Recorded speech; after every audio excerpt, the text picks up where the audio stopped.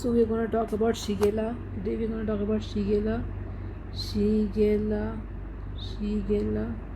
It is from the family Enterobacteriaceae. Bacteriaceae, ठीक है. And Shigella is gram-negative bacilli, gram-negative bacilli, BACILLI, gram-negative bacilli. So first, before we start with Shigella, we'll start with pathogenesis. How does Shigella occur? It occurs from consumption of unclean food.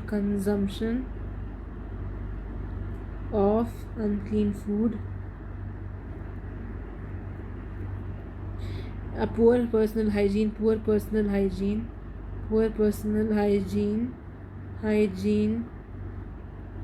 contaminated water, dirty water, blood transfusion, sexual transfusion from homosexuals.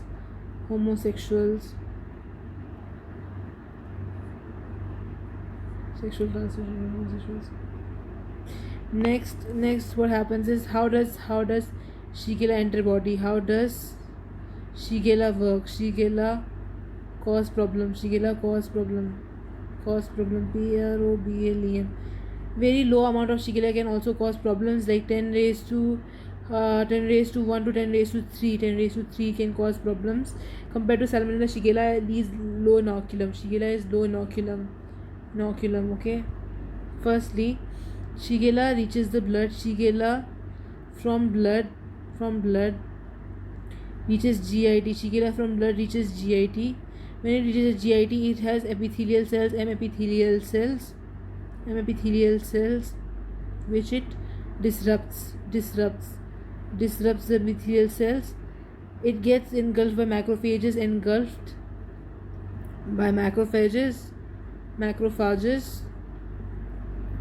After engulfed by macrophages, the macrophages will drop it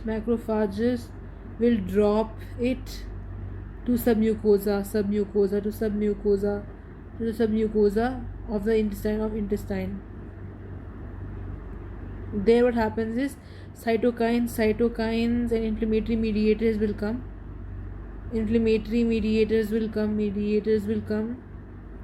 And cause inflammation.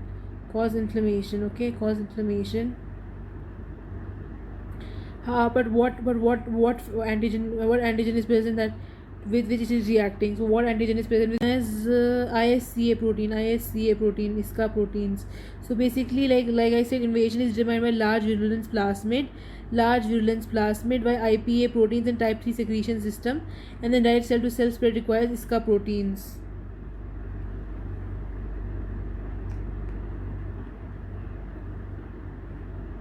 Next thing what happens is symptoms of Shigella. Symptomatology or clinical manifestation of Shigella. Clinical manifestation.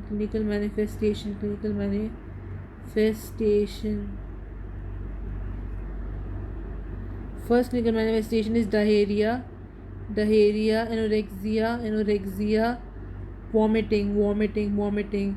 Second is dysentery. This is the infectious phase where you will see dysentery.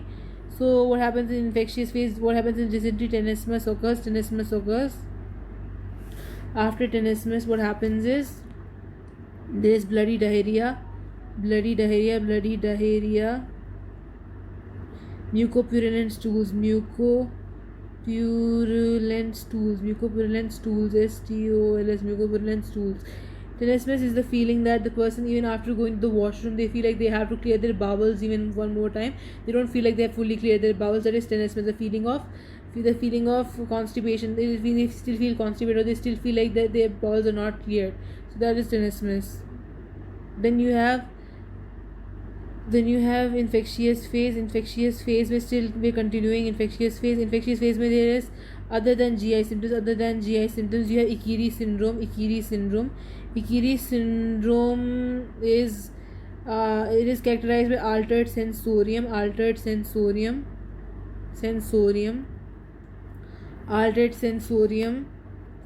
mental retardation,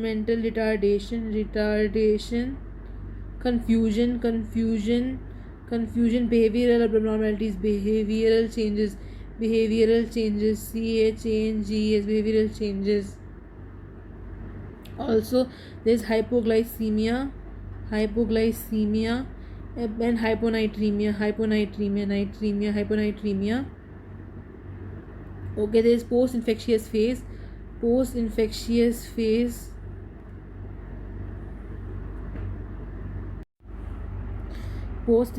HLA-B27 individuals, they get keratoconjunctivitis,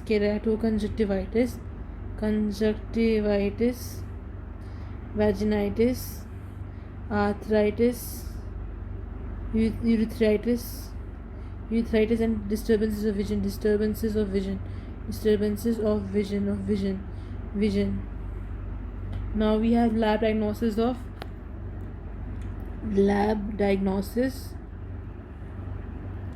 Shigella, Shigella. First we use gram stain is used. Second,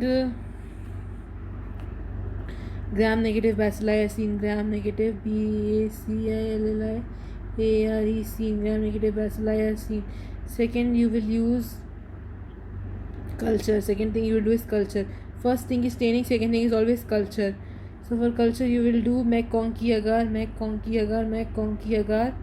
AGA McConkey agar.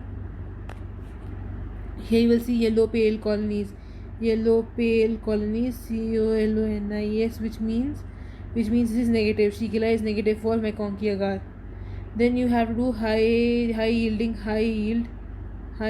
culture, CULT. In high yielding culture you have two cultures, you have DCA and XLD agar. DCA gives moist colonies, COLONIS